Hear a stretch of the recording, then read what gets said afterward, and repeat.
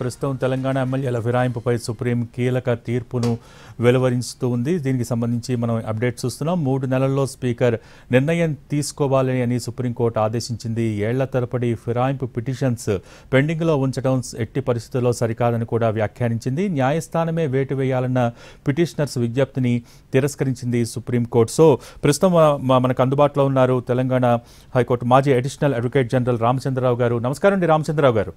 నమస్కారం సార్. రామచంద్రరావు గారు, ఎమ్మెల్యేల పార్టీ ఫిరాయింపులకు సంబంధించి సుప్రీంకోర్టు ఈరోజు కీలక తీర్పును వెలువరించింది. సో 3 నెలల్లో స్పీకర్ నిర్ణయం తీసుకోవాలని చెప్పింది. అలాగే ఫిరాయింపు పిటిషన్స్ ఏళ్ల తరబడి పెండింగ్ లో ఉండటం సరికాదని ఈ సందర్భంలో వ్యాఖ్యలు కూడా చేసింది. సో దీనికి సంబంధించి మీరేం చెప్తారు? ఈ రోజు జడ్జిమెంట్ మీరు అన్నట్టు చాలా కీలకమైన పరిణామాలు ఉంటాయండి. చాలా historical judgement and honours of the Supreme Court history. Main ఏంటంటే గవర్నమెంట్ ఆర్గ్యూ చేసింది హైకోర్టు కానీ సుప్రీంకోర్టు కానీ స్పీకర్ ను కేసు తొందరగా డిసైడ్ చేయాలనే పవర్ హైకోర్టుకు లేదు, సుప్రీంకోర్టుకు లేదు. స్పీకర్ itself is a legislative head, ఆయనకు ఆదేశాలు ఇవ్వజాలదు అని వీళ్ళ ఆర్గ్యుమెంట్, గవర్నమెంట్ ఆర్గ్యుమెంట్స్. దానికి టీఆర్ఎస్ ఆర్గ్యుమెంట్ ఏంటంటే నో, ట్రిబ్యునల్ ఆయన స్పీకర్ లెజిస్లేటివ్ హెడ్డే, కానీ లెజిస్లేటివ్ హెడ్ ఒక స్పీకర్ కు మేము ఆదేశాలు అడగట్లేదు.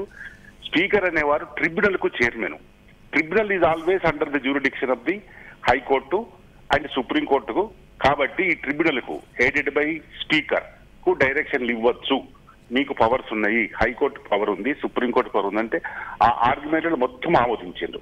యాజ్ ఇట్ ఈజ్ ఒప్పుకున్నది. ఇప్పుడు సెకండ్ పాయింట్ ఏంటంటే దీని object of the 10th schedule by 52nd amendment object ఈ పవర్స్ ఇచ్చింది స్పీకర్ కి. ఎందుకంటే తొందరగా డిస్పోజ్ చేయడానికి, డిస్క్వాలిఫికేషన్ పిటిషన్ స్పీకర్ తేవడానికి వాళ్ళు స్పీకర్ డిసైడ్ చేయడానికి ఎందుకు ఆ పవర్స్ ఇచ్చిండ్రు అంటే స్పీకర్ కు ఇమీడియట్ గా పవర్స్ ఉంటే తొందరగా డిస్పోజ్ చేయడానికి, డిస్క్వాలిఫికేషన్ డిసైడ్ చేయడానికి స్పీకర్ కు అన్ని హంగులు ఆర్భాటాలు ఉంటాయి కాబట్టి ఆ స్పీకర్ కి ఇచ్చింది. కాబట్టి స్పీకర్లు తొందరగా డిసైడ్ చేయకపోవడము రాజ్యాంగ తప్పిదనమైన అన్నారు ఇవాళ. That is important point in this case. Third point ఇచ్చిన జడ్జిమెంట్ ఏంటంటే ఇక్కడ డివిజన్ బెంచ్ ఇచ్చిన జడ్జిమెంట్ టోటల్ గా రాజ్యాంగ ఉద్దేశాలకు 10th షెడ్యూల్ యొక్క ఆబ్జెక్టివ్స్ పూర్తి విరుద్ధంగా ఉంది. ఇక్కడ ఇచ్చిన డివిజన్ బెంచ్ జడ్జిమెంట్ అది టోటల్ రాంగ్ అని చెప్పారు. మళ్ళీ సింగిల్ బెంచ్ ఇచ్చిన జడ్జిమెంట్ రైట్ అన్నారు. ఇక్కడ జస్టిస్ విజయసేన్ రెడ్డి ఇచ్చిన order it needs true letter and spirit. ఇది కరెక్ట్ జడ్జిమెంట్. 10th షెడ్యూల్ యొక్క ఆబ్జెక్టివ్స్ ను మీట్ అయ్యే విధంగా సింగిల్ బెంచ్ జడ్జిమెంట్ ఉన్నది, అది కరెక్ట్ అన్నారు. డివిజన్ బెంచ్ జడ్జిమెంట్ అలోకారాధ ఇచ్చినటువంటి జడ్జిమెంట్ 10th షెడ్యూల్ ను వైలేట్ చేసినట్టు ఉన్నది, అది తప్పన్నారు. Speaker as early as possible, preferably within 3 months matter has to be decided అని చెప్పారు. అంటే రామచంద్రరావు గారు, ఇక్కడ ఈరోజు సుప్రీంకోర్టు తీర్పును వెలువరిస్తూ కీలకమైన కామెంట్స్ కూడా చేసింది. అంటే ఏళ్ల తరబడి ఫిరాయింపు పిటిషన్స్ పెండింగ్లో ఉంచడం ఏమాత్రం మంచిది కాదు అన్న కామెంట్స్ చేసింది. దీన్ని ఆహ్వానించాలి. బట్ ఇక్కడ ఒక విషయాన్ని, అంటే వాదనలప్పుడు ఒక విషయాన్ని తీసుకుంటే స్పీకర్ నిర్ణయానికంటే కాలపరిమితి విధించే విషయంలో ఎలాంటి తీర్పులు లేవు, అంటే రిఫరెన్సెస్ ఏం లేవు అని కూడా సింఘి తన వాదనలో వినిపించారు. సో ఈ అంశాన్ని మనం ఏ విధంగా చూడాలండి? ఇంకొక మాట, ఇప్పుడు చీఫ్ జస్టిస్ గవాయ్ చదివిన జడ్జిమెంట్ లో మనం గమనించాల్సింది ఏంటంటే మొత్తానికి ఈ 10th షెడ్యూల్ యొక్క పార్టీ ఫిరాయింపులకు వ్యతిరేకంగా 10th రాజ్యాంగాన్ని సవరణ తీసుకొచ్చి రాజ్యాంగంలో 10th షెడ్యూల్ పెట్టడం ఉద్దేశం ఏంటంటే ఈ డిస్క్వాలిఫికేషన్ పిటిషన్ తొందరగా డిసైడ్ చేయాలని. ఆ ఉద్దేశంతో స్పీకర్ పవర్ ఇచ్చిండ్రు.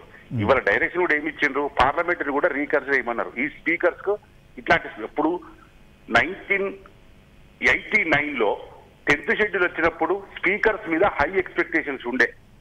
స్పీకర్ లైక్ అబౌవ్ ది అన్నట్టు స్పీకర్స్ మీద హై ఎక్స్పెక్టేషన్స్ ఉండే. అప్పుడు పార్లమెంట్ కు ఉండే.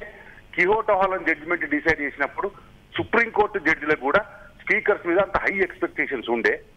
ఈ గత 30-40 years లో స్పీకర్స్ ఏ విధంగా బిహేవ్ చేస్తున్నారు అనేది ఇవాళ మాకు అవగతమైంది. కాబట్టి క్వయట్ టైమేట్ అనే టైంని అది మేము ఇప్పుడున్న మారిన పరిస్థితుల వల్ల ఆ క్వయట్ టైమేట్ అనే ప్రిన్సిపల్ వర్తించదు. స్పీకర్స్ ఆ ఎక్స్పెక్టేషన్ లో పనిచేస్తున్నారు కాబట్టి పార్లమెంటును పునఃపరిశీలించిందని ఈ రోజు డివిజన్ బెంచ్ పార్లమెంట్ కోరింది. ఎందుకు విత్ ఇన్ టైంలో as expeditiously as possible decide చేస్తున్నారు కాబట్టి పార్లమెంట్కు రికమెండ్ చేసింది ఈరోజు సుప్రీంకోర్టు.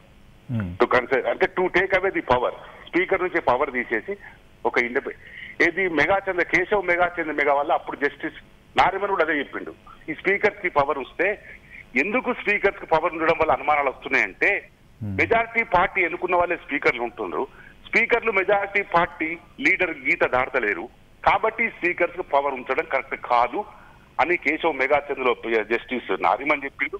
ఈ రోజు ఈ డివిజన్ బెంచ్ కూడా పార్లమెంటు పునఃపరిశీలించాలని రికమెండేషన్స్ ఇచ్చింది. Okay okay, thank you Ramachandra Rao గారు. థ్యాంక్స్ అండి. రైట్, ప్రస్తుతం మనం చూస్తూ ఉన్నాం తెలంగాణలో ఎమ్మెల్యేల ఫిరాయింపుల కేసుకు సంబంధించి సుప్రీంకోర్టు తీర్పు వెలువరించింది. 3 నెలల్లో స్పీకర్ నిర్ణయం తీసుకోవాలని సుప్రీంకోర్టు ఆదేశించింది. మొత్తం 10 మంది ఎమ్మెల్యేల అనర్హత పిటిషన్స్పై తేల్చాలని స్పీకర్కు వెంటనే ఆదేశాలు జారీ చేసింది. ఏళ్ల తరబడి ఫిరాయింపు పిటిషన్స్ను పెండింగ్లో ఉంచడం ఎట్టి పరిస్థితుల్లోనూ సరికాదని కోర్టు తీర్పు వెలువరుస్తున్న నేపథ్యంలో వ్యాఖ్యానించింది. న్యాయస్థానమే వేటు వేయాలన్న పిటిషనర్స్ విజ్ఞప్తిని సుప్రీంకోర్టు తిరస్కరించింది. ప్రస్తుతం మనం దీనికి సంబంధించిన అప్డేట్స్ చూస్తూ ఉన్నాం. తెలంగాణలో ఎమ్మెల్యేల ఫిరాయింపుపై సుప్రీంకోర్టు కీలక తీర్పును వెలువరించింది. మొత్తం 3 నెలల్లో స్పీకర్ నిర్ణయం తీసుకోవాలి దీనికి సంబంధించి అంటూ కూడా సుప్రీంకోర్టు ఆదేశాలను జారీ చేసింది. మొత్తం ఏళ్ల తరబడి ఫిరాయింపు పిటిషన్స్ను పెండింగ్లో ఉంచడం ఎట్టి పరిస్థితుల్లో సరికాదు. మొత్తం 10 మంది ఎమ్మెల్యేల అనర్హతపై వెంటనే తేల్చాలంటూ కూడా స్పీకర్కు ఆదేశాలు జారీ చేసింది సుప్రీంకోర్టు.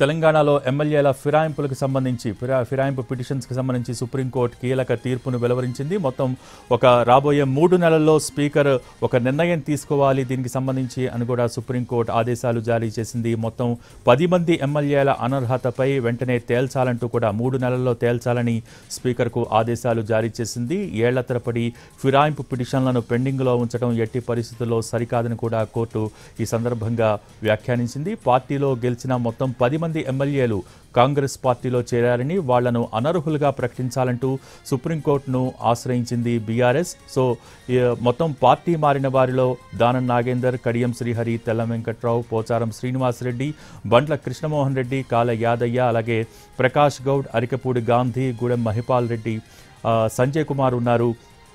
సో మొత్తం మీద వాద ప్రతిపాదనలైన అనంతరం ప్రస్తుతం ఈరోజు సుప్రీంకోర్టు తీర్పును వెలువరించింది. సో సుప్రీంకోర్టు తీర్పుతో అక్టోబర్ 31లోగా ఎమ్మెల్యేల ఫిరాయింపులపై స్పీకర్ నిర్ణయం తీసుకోవాల్సిన అవసరం ఉంది. ఏళ్ల తరబడి ఫిరాయింపు పిటిషన్స్ను పెండింగ్లో ఉంచడం సరికాదని వ్యాఖ్యానిస్తూనే సుప్రీంకోర్టు తీర్పును వెలువరించింది. ప్రస్తుతం రాబోయే 3 నెలల్లో స్పీకర్ వీరి పిటిషన్స్కి సంబంధించి ఫిరాయింపు పిటిషన్స్కి సంబంధించి కీలకమైన నిర్ణయం తీసుకోవాలంటూ కూడా ఆదేశాలు జారీ చేసింది. మొత్తం మీద సుప్రీంకోర్టు తీర్పుతో అక్టోబర్ 31లోగా స్పీకర్ నిర్ణయం తీసుకోవాల్సిన పరిస్థితి ఏర్పడింది.